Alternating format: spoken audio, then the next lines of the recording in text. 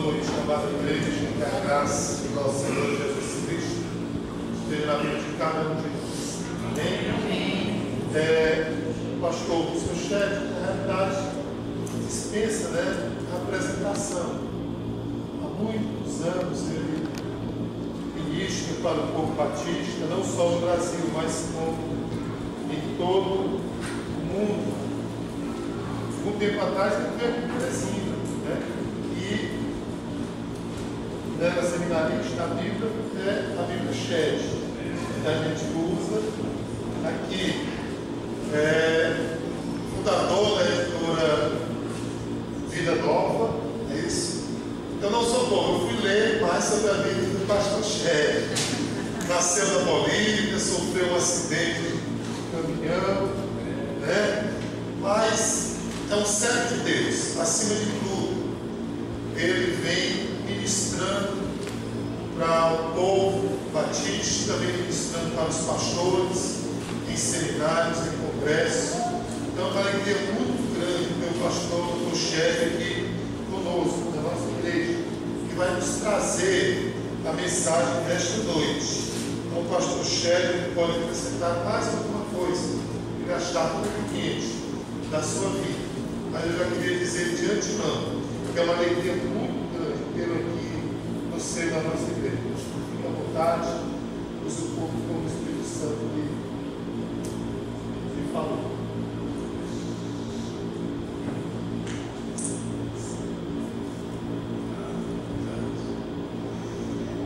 Boa noite, irmãos. É bom ter gente na casa do Senhor. Amém. Domingo à noite. E como é bom estar numa terra quente com ar-condicionado. Mas São Paulo a gente não tem. E às vezes é mais ou menos como estava hoje a temperatura, e a gente diz: deixe-me voltar para o Piauí. Mas é muito bom ver os irmãos nesta bela casa. Eu gostaria, nesta noite, ler um texto de o apóstolo Pedro, capítulo 2 da sua primeira carta às 5 províncias da Ásia Menor. Todo mundo gosta de Pedro porque Pedro mostrou uma capacidade de se arrepender. Ele tropeçou, falhou terrivelmente, mas quando Jesus chamou ele de Satanás encarnado, ele se arrependeu. E quando ele negou a Jesus, ele se arrependeu. E veja o que nós encontramos nesta segundo capítulo da primeira carta, começando a nossa leitura em versículo 4.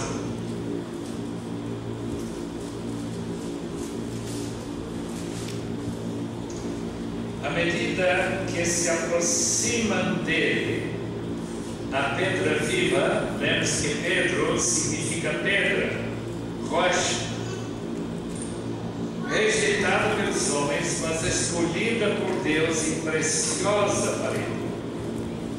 Vocês também estão sendo utilizados como pedras vivas na edificação de uma casa espiritual, para serem sacerdócio santo, oferecendo sacrifícios espirituais aceitáveis a Deus por meio de Jesus Cristo.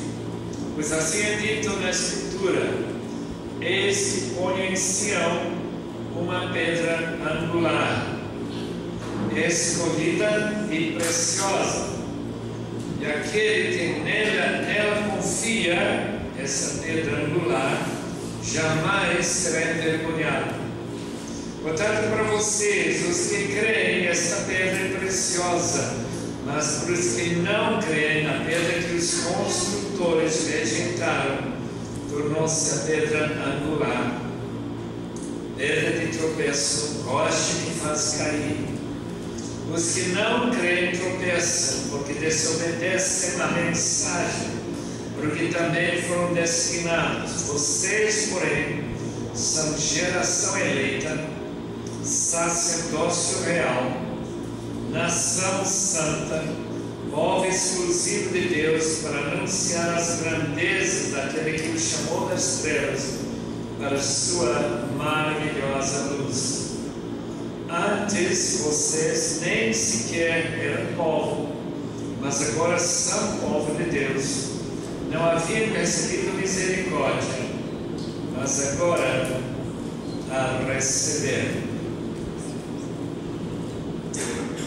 Amados, gostaria que nós orássemos juntos para que Deus abençoe esse texto.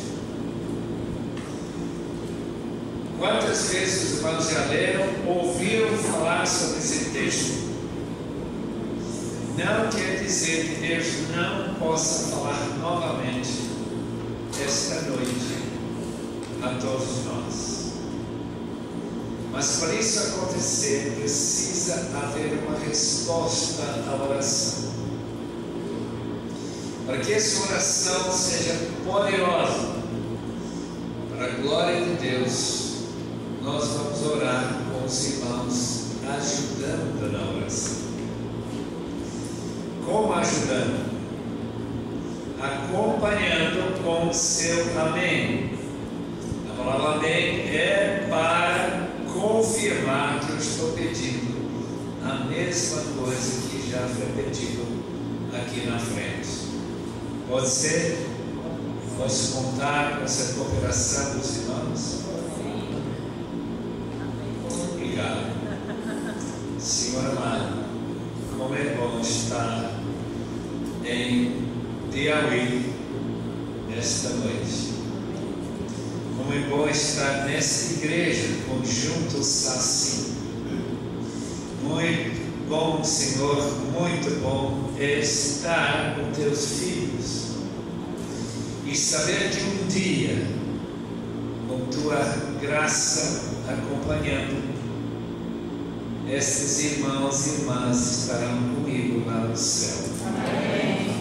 Oh Deus, não permita que nenhuma delas, essas pessoas, se desviem dessa graça maravilhosa que Cristo trouxe para nós. E agora rogamos que tu abençoes esta palavra, para que não caia em ouvidos surdos, nem em cabeças ocas, mas que seja uma mensagem que te glorifique, Senhor, e que a obediência aos seus ensinamentos se torne uma prática de todos os teus filhos desta igreja, em nome de Jesus. Amém e amém. Eu não lembro quantos anos já faz, talvez 8, 9, eu recebi uma carta da Índia. Foi escrita por P.K.D. Lee. Lee foi um dos oficiais das estradas de ferro da Índia, vice-presidente, se não me engano. Naquela altura ele estava conectado ao Instituto Haggai de Liderança Avançada, e eu também dava aulas para aquele instituto em Havaí, Singapura. Essa carta disse o seguinte: toda entidade, empreendimento, toda companhia, toda instituição precisa de 3 coisas, 3 colunas para se manter. Quais são? Primeiro, identidade. Precisa de ter identidade. precisa de uma razão de existir, que se chama a missão dessa organização.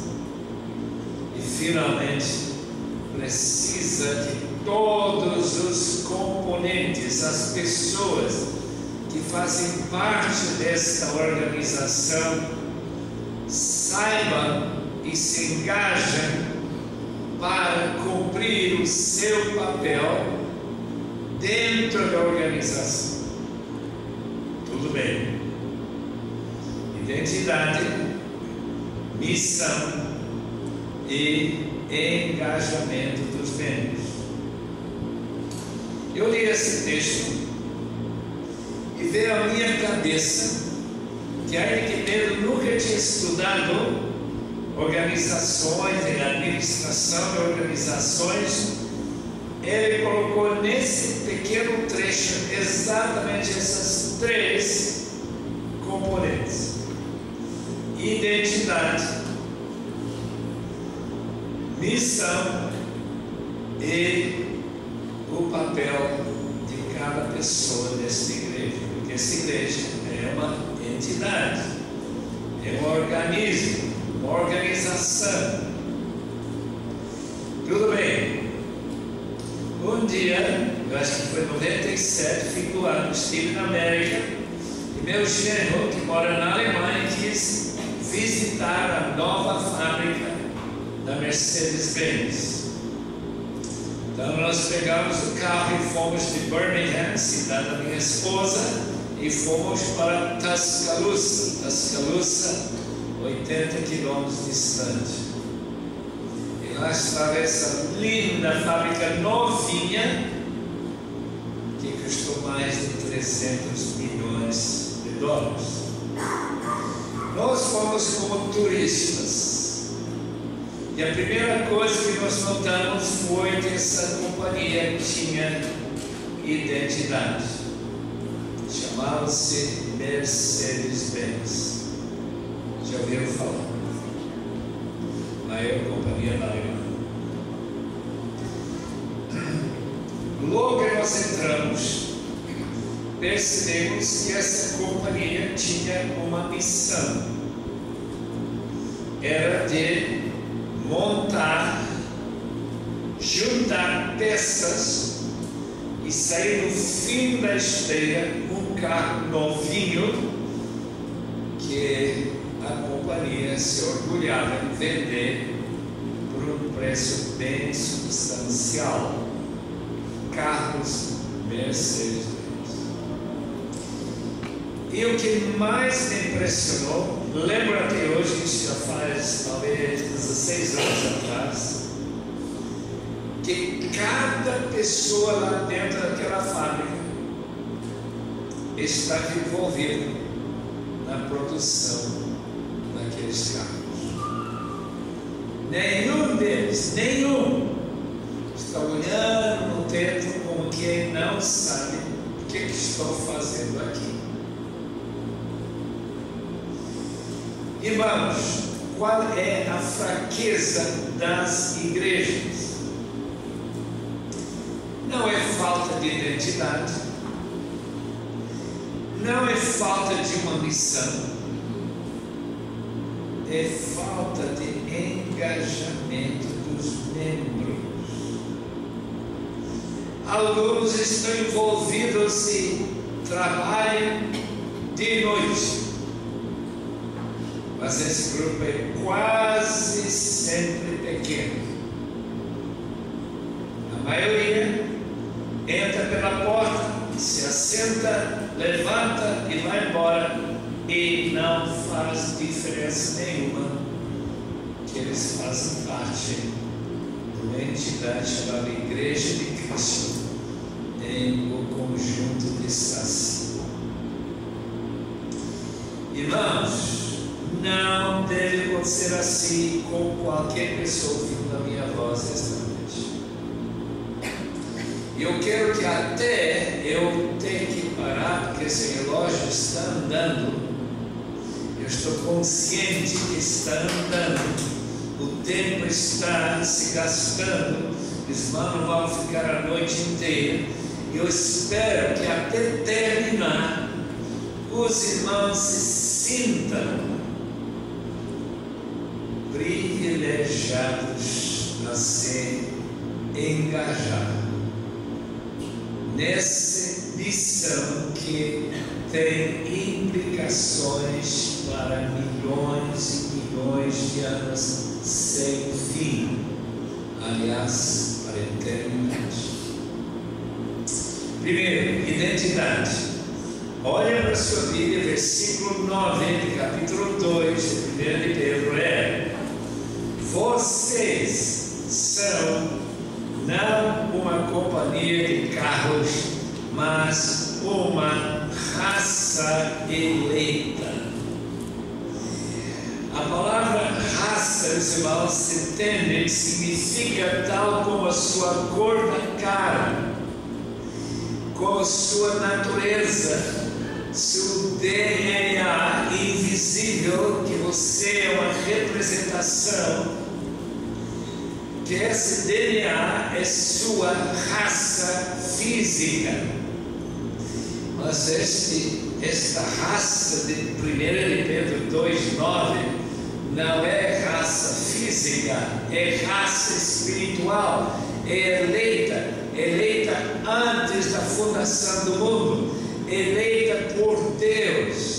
E essa razão que você está aqui esta noite, a não ser que você não seja crente, você foi incorporado nesse corpo de Cristo local, neste local aqui em Teresina, Piauí. Tá certo? Aqui não tem vírgula nenhuma, não. Lembra que João Batista diz raça, mesma palavra, raça de víboras. Por que ele falou isso? Porque tem um animal que não tem pernas, um animal que vai sutilmente passando pela relva ou pelas folhas e não fazendo barulho nenhum, e coloca seu veneno na sua perna e você morre. Graças a Deus que eu nunca fui mordido por víbora nenhuma venenosa. Graças a Deus que eu nunca tive encontro com essa raça de víboras. Em vez disso, raça eleita, isto é, seleta de Deus. Lá no sul a gente tem café seleta. Os irmãos entendem que é isso, né? Café escolhida, de qualidade, de muito valor. Número 2, um sacerdócio real. Interessante essa frase, sacerdócio real. Isto é, sacerdotes que também reinam junto com seu Senhor. Eu tenho um livro lá em casa, Destinados a Reinar. Agora, nosso reino é sacerdotal. Essa promessa que esse texto está citando de Êxodo 19. Se os irmãos voltarem para ler algum dia, vão perceber que isso é uma citação daquele texto. Portanto, é uma raça eleita, é um sacerdócio real que serve ao Rei eterno, nosso Senhor Jesus Cristo, que reina junto com seu Pai com toda a autoridade nos céus e na terra. Em terceiro lugar, o texto diz, versículo 9, ainda, que nossa identidade é nação santa. Não é uma nação como o Brasil, a América do Norte, Canadá ou a Alemanha. Não é uma nação assim, é uma etnia. Uma etnia é um povo que tem origem de um certo ancestral, como os filhos de Israel. Israel é outro nome de Jacó, que tem uma cultura e uma língua deles. E os queridos irmãos têm uma cultura chamada evangélica batista. Vocês têm uma linguagem de maneira que quando se fala das coisas de Deus, você se entende. Nossa lua de mel foi em Guatemala, onde minha irmã ainda está depois de 61 anos. Nós fomos lá em 57 e nós percebemos que ela estava trabalhando num povo chamado Chur, e que fala a língua estranha, Chur, C-H-U-J. Huachamacohol, isso é uma frase na língua Chur.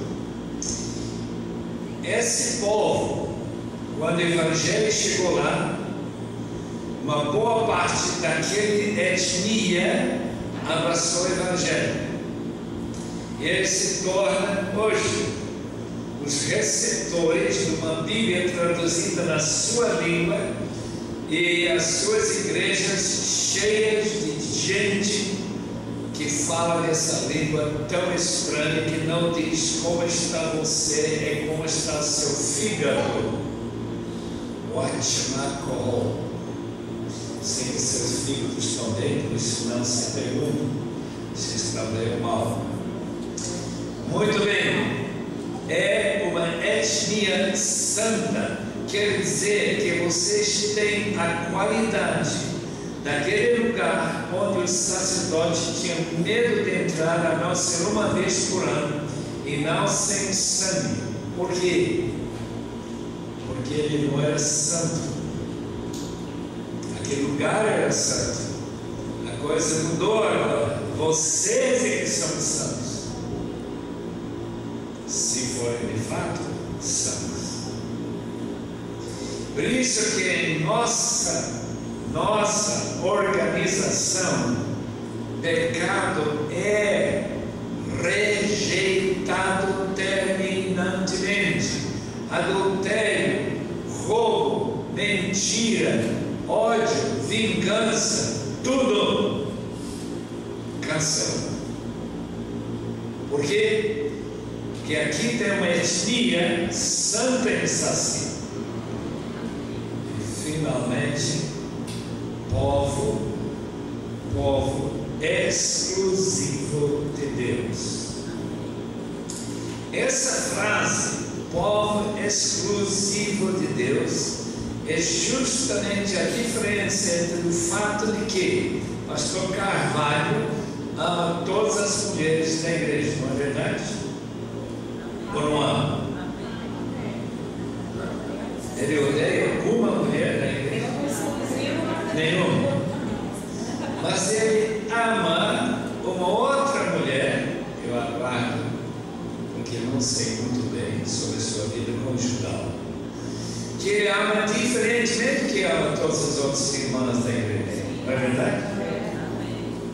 Pastor casado. É por isso que esse texto diz: vocês são povo exclusivo de Deus, que exclui o resto da humanidade. Você é noiva de Cristo.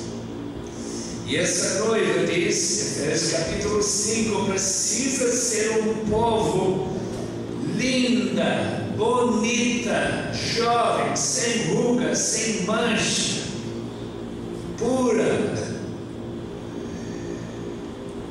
e que ama ao seu futuro marido de uma forma completamente diferente do que ama a qualquer outra pessoa no mundo. Um dia um jovem bem do interior de Piauí chegou em São Paulo pela primeira vez nunca tinha ouvido falar que existem gaiolas que vão subindo dentro dos prédios de 30, 40 andares, sobem e descem. Ele entrou num daqueles prédios e ele viu uma mulher muito corcovada, feia, toda a vida, velhinha, não tinha lavado o cabelo há mais de um ano. Entrou nessa gaiola e 2 anos depois saiu desse Brasil e ele ficou deslumbrado, encantado, absolutamente pasmado. Diz: papai, coloca a mamãe lá dentro, porque aqui se faz transformação nessa gaiola. Meus irmãos, essa igreja é para fazer transformação, não só de mulher, mas de homem também. Não é somente trazer pessoas de cara fechada, pessoas que têm personalidade feia, vingativa, fofoqueira, não sei o que mais. Tornar uma pessoa doce, uma pessoa que reflete a própria personalidade de Jesus. Essa é a sua identidade. Imagina você chegar no céu e ser uma pessoa não transformada, ser uma pessoa corcovada, feia em todo mundo, e os santos olham para você. Ela está aqui. Como que ela entrou? Como que ela entrou? Claro que isso vai acontecer. Deus tem seus próprios critérios para escolher aqueles que Ele quer que façam parte da sua noiva eterna. Glória a Deus. Essa é a nossa identidade. Raça eleita, sacerdócio real e uma nação, etnia santa e um povo exclusivamente de Deus. São vocês. Agora vamos para a missão. Qual é a razão dessa igreja existir? Versículo 9b, a segunda parte do versículo. Vocês, porém, são geração eleita, sacerdócio real, nação santa, povo exclusivo de Deus, para anunciar as grandezas, as virtudes daquele que o chamou das trevas para a sua maravilhosa luz. Você existe nessa terra, meus irmãos e irmãs, com uma razão: para anunciar, declarar, proclamar, falar, conversar as grandezas daquele que os tirou das trevas, que os chamou daquela escuridão do pecado para a maravilhosa luz do Evangelho. Há uns dias atrás, em Santa Maria, Rio Grande do Sul, um boate pegou fogo. Conhece Santa Maria? Já estive lá pelo menos 2 vezes. Aquele boate particular eu não conheço, nunca entrei lá. Mas eu imagino como era antes de pegar esse fogo. Era um lugar que atraiu jovens numa escuridão, para a gente não ver exatamente o que estava acontecendo por lá. E de repente aparecem as chamas daquele fogo e aquela fumaça que asfixiou, e morreram mais de 200 pessoas. Os irmãos imaginam que isso é uma coisa que nunca aconteceu. Está acontecendo. Ou porque eles nunca ouviram falar da luz, ou ou porque eles ouviram falar, não querem sair dessas trevas, estão lá porque eles querem estar lá. Drogas, sexo ilícito e tudo que há de errado. A Bíblia chama isso de escuridão, trevas. Sair para a maravilhosa luz deste lugar, de sua vida com Cristo. Meus irmãos, como é maravilhoso estar na luz e não nas trevas. E se você está contente, satisfeito, totalmente extasiado por esse privilégio, falem sobre isso. É para proclamar as grandezas daquele que o chamou das trevas para a sua maravilhosa luz. É uma das enigmas que não dá para entender. Que a pessoa pode ser maravilhosamente transformada pela graça de Deus e não falar para ninguém o que aconteceu com você. Eu espero que não seja o caso, pastor, dos membros desta igreja. Agora vamos lá para o engajamento de todos os membros. Onde que encontramos quem que todos nós temos como obrigação se fazemos parte desta organização, desta entidade chamada igreja. Versículo 4 e versículo 5. Primeiro, à medida que se aproximam dele, e vocês se aproximaram para serem salvos, receber essa vida da pedra viva, rejeitada pelos homens, mas escolhida por Deus, e fala-se aqui do Senhor Jesus Cristo, precioso para Ele. Vocês também estão sendo utilizados como pedras vivas na edificação de uma casa espiritual para serem sacerdócio santo, oferecendo sacrifícios espirituais aceitáveis a Deus por meio de Jesus Cristo, pois assim é dito na Escritura: eis que ponho em Sião uma pedra angular, escolhida e preciosa, aquele que nele confia não jamais será envergonhado. Duas responsabilidades em cada pessoa de seu vitória nesta noite. A primeira, aproximar-se de Jesus. Aproximar-se de Jesus significa colocar sua fé nesta pedra viva. E por nós sermos pedras mortas até nos aproximarmos dele e receber a vida que vem dessa pedra, nós somos turistas que não tem nada a ver com a montagem daqueles automóveis Mercedes-Benz. Eu olhei para aqueles trabalhadores e fiquei impressionado. Nenhum deles ficou ocioso quando vem chegando as peças, vê um fio que tem que ser colocado ali, porque o esteira está caminhando, está andando. E se você não coloca esse fio, vai ser falta, e isso pode dar um acidente em que pessoas vão morrer. Portanto, todo mundo estava cumprindo seu papel.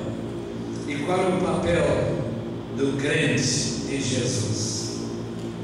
E oferecer sacrifícios como sacerdotes nesse templo que Paulo diz que a igreja é um templo.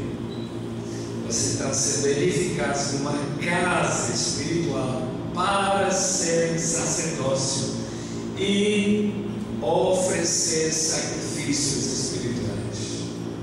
Quais? Um pastor chegou, eu sei que não foi o pastor gravado, trouxe um cordeiro, colocou na mesa da ceia e degolou aquele cordeiro, sangue por todo lado, todo mundo horrorizado. Os irmãos nunca viram uma coisa como essa. Eu também não. Por que nós nunca vemos nenhum sacrifício como se fazia até Jesus morrer na cruz? Porque ele é o fim da lei, o fim do sacrifício de animais. E em lugar, ele nos dá um outro tipo de sacrifício para oferecer. São 5.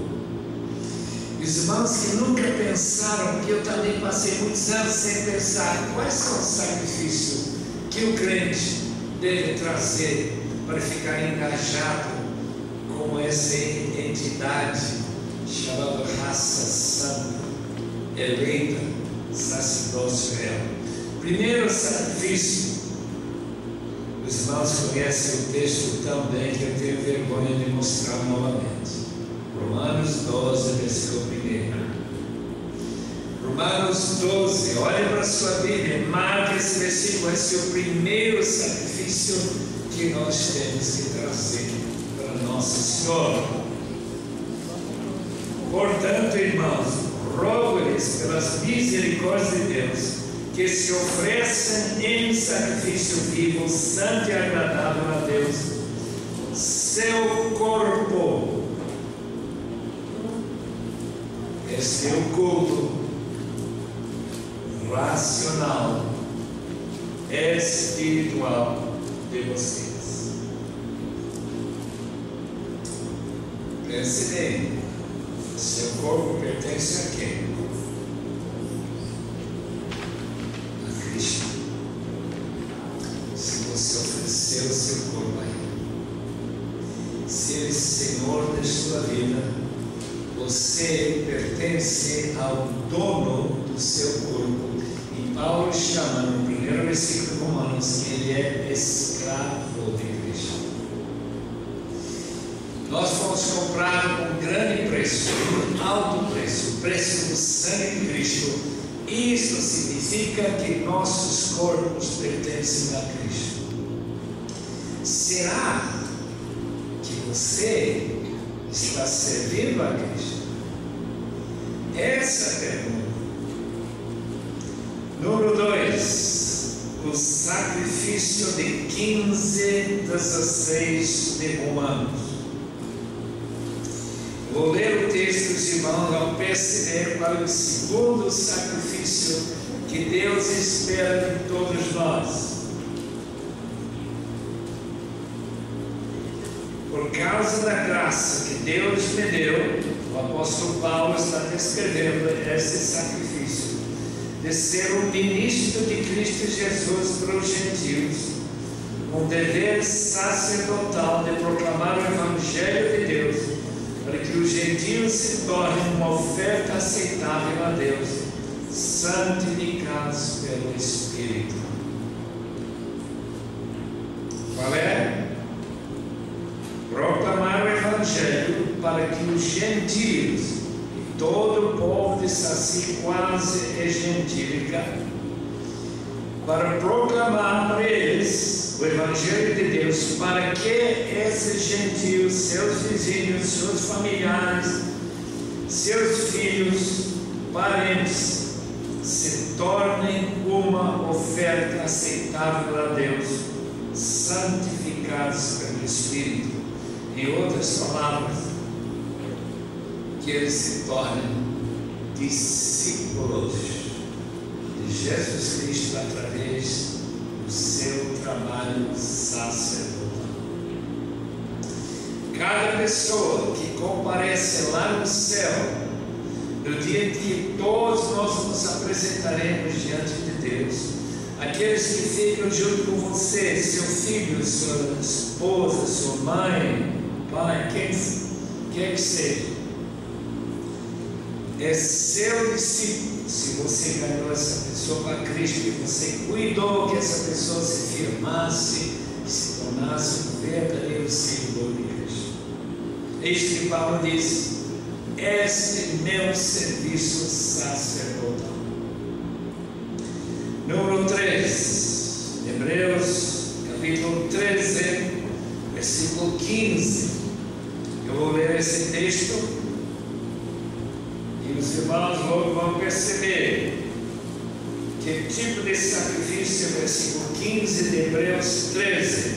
Por meio de Jesus, portanto, ofereçamos continuamente a Deus um sacrifício de louvor, de fruto de lábios que confessam o seu nome. Agora, as igrejas, aqui não é diferente. Tem 6 pessoas que cantam na frente, que eles oferecem um sacrifício de louvor, mas esse Deus que todos nós temos esse papel a desempenhar, desenvolver. Louvor continuamente. Bem, eu não sei o que o autor de Hebreus pensa que a gente vai fazer quando estou dormindo. Será que você vai sonhar sobre louvor? Você vai cantar esses lindos hinos que nós cantamos aqui esta noite? Lá no seu sonho, não sei. Provavelmente não, mas logo que você acordar, começa a falar das grandezas de Cristo e por que você ama Ele. Esse é o terceiro sacrifício bíblico para os membros dessa entidade chamada Hazelelita. Número 4, não tem que olhar para longe, porque o versículo seguinte fala. Versículo 16 de Hebreus 13, é o 4º sacrifício. Não esqueça de fazer o bem, de repartir com os outros o que vocês têm, pois de tais sacrifícios Deus se agrada. Compartilhar os seus bens com pessoas sofrendo falta de alimento, de roupa, de lugar para ficar, hospedagem, especialmente se fosse membro da família de Deus. Último sacrifício, Filipenses capítulo 4. Filipenses foi escrito da prisão, talvez em Roma, em que Paulo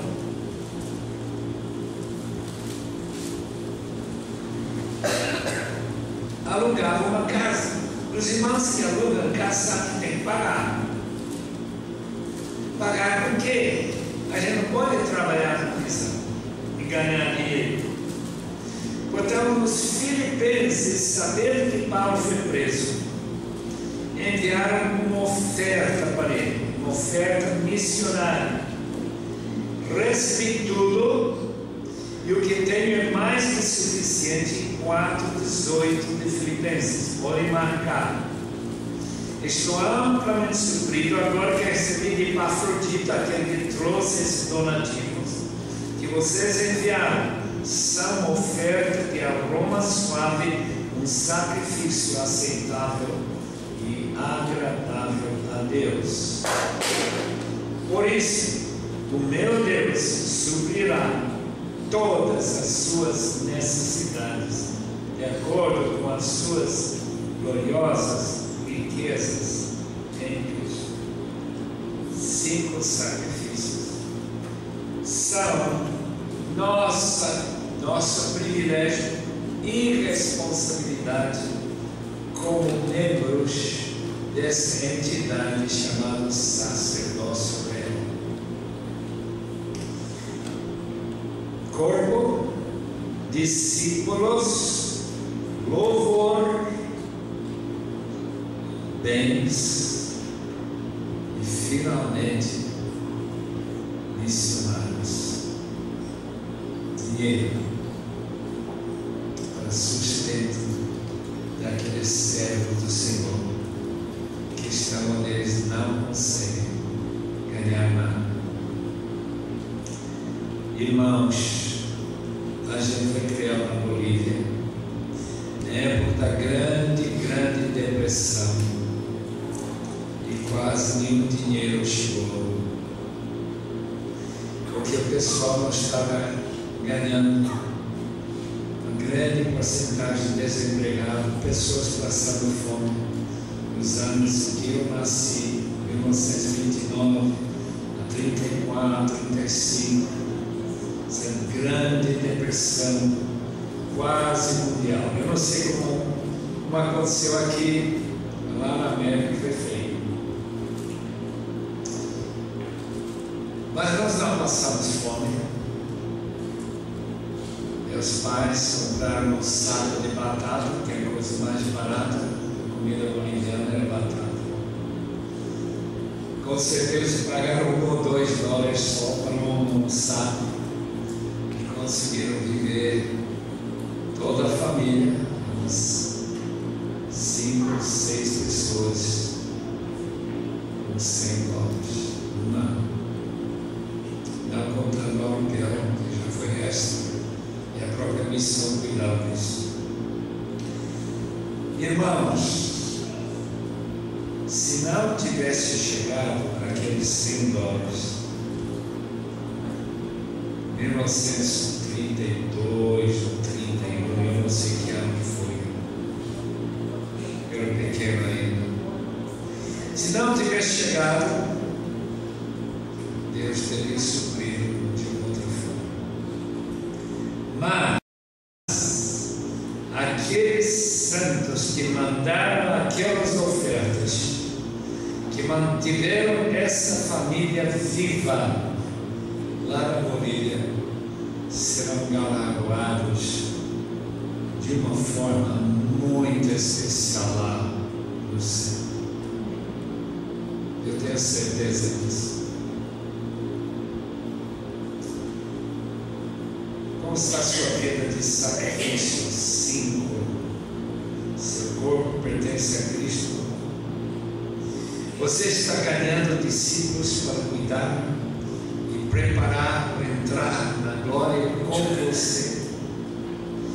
Você está louvando ao Senhor, em vez de se queixando e reclamando, resmungando, com certeza, louvando continuamente e repartindo dos bens com aquelas famílias, com aqueles membros da igreja que não têm nada.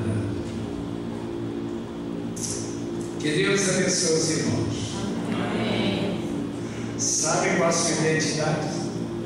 Sabe. Sabe qual é a sua missão? Sabe. Sabe quais são os sacrifícios? Sabe. Agora que Deus lhe dê coragem, convicção e energia espiritual para fazer o que Deus lhe falou esta vez. Ó Senhor amado, queremos julgar para esta igreja, esta segunda igreja batista desse conjunto. Rogamos, Senhor, que esses irmãos que deram tanta atenção a essa mensagem, que eles não coloquem na prateleira para pegar poeira o resto da vida, mas que eles coloquem em prática, para que quando chegarmos no dia em que todos nós compareceremos diante do tribunal de Cristo, Ele fale: bem feito, servo, bom e fiel. Você fiel um pouco, sobre